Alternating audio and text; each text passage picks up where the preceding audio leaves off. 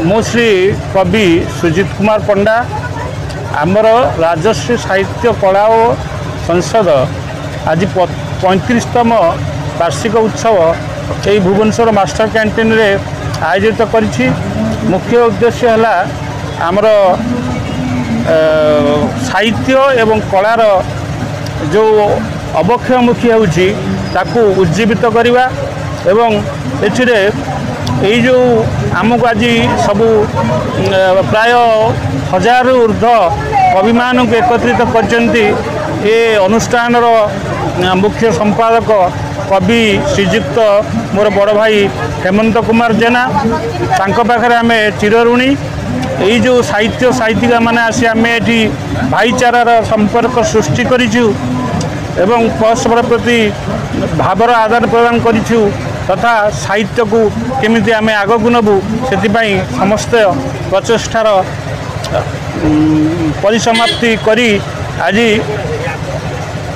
आमे समस्ते एकत्रित होइछु। जो काव्य कविता छंद जो विलीन होबाक जाउछि जहाटा आमर पूर्व पालाकार मानक मुख निश्रुत बंची रही सेटा को आम राजश्री प्राय प्रचेषा कर चली किसी नूतन प्रतिभा सृष्टि करवा से हेमंत कुमार जेना मुख्य कर्णधार गुरु आमर संजय कुमार रथ जे मुख्य उपदेष्टा से प्रति बहुत किसी उद्योग रखती।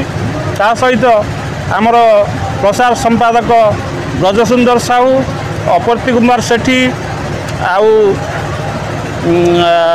सुजित कुमार पंडा आउ आमर भौणी सुप्रिया साहू एमाने समस्तंकर भूमिका अतुलनीय। प्रथमे आमर सभा कार्य आरंभ होइतिला तापरे कविता पाठ उत्सव एवं आमर मानपत्र उपढौकन इत्यादि अरण्य अतिथि मानक प्रदान करा जाइतिला।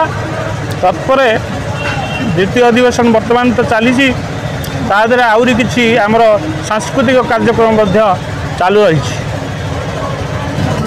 सांबादिक भक्तचरण साहू उपसभापति राजश्री कला साहित्य संसद कोर केन्द्रापड़ा आज यही अनुष्ठान 35तम वार्षिक उत्सव आज ये मास्टर कैंटीन ठारे पालन कलु।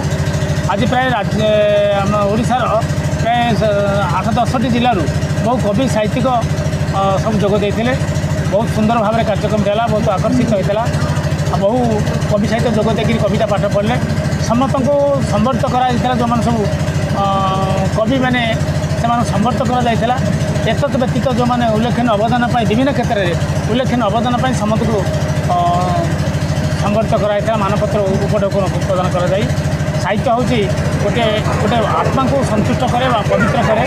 साहित्य गोटा मन को माने निस्वार्थ शांति प्रदान करें किसी मिल न था टंका धन लौतर मिल न था कि एमती प्रचुर शांति दे थाए से साहित्यिक मैंने सदा सर्वदा कार्यक्रम रत रुहति। तेणु ये कार्यक्रम समय बहुत सामिल होते आशा कराई ना गरम में आज एत लोक सामिल हे बहुत भरपूर लगे बहुत सुंदर भाव लगे आनंद लगे। आउ साहित्य सेमती गोटे बार्ता दऊ समाज को साहित्य परिवर्तन समाजर परिवर्तन दिग्दर्शन देवाई साहित्यिक मान सब स्वर उत्तोलन करूँ कलम चालना करूँ जो बर्तमान घड़ी संधि मुहूर्त बर्तमान आम समाज चली बहुत विभिन्न समस्या दे चली साहित्यिक मैंने चाहिए परिवर्तन करें साहित्यिकर कलम शाणितर साहित्य सेवा करूँ एवं समाज में परिवर्तन स्वर उत्तोलन करूँ।